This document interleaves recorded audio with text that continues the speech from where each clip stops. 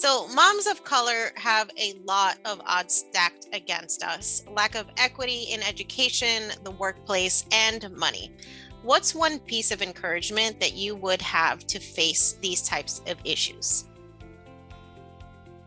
I totally think that it's important for us to always acknowledge all the systemic factors that impact our ability to build wealth. And I know for myself, the more I learn about the history of wealth in this country, who has had access to it, who has been denied it, right? It allows me to have a lot more compassion for myself and for my sisters, right? And for, for my gente. So I think it's important that, know your history, so that you know that it's not such an individual thing, although that's what we're always told, especially in the personal finance space. It's always like this idea of like, pick yourself up from the bootstraps.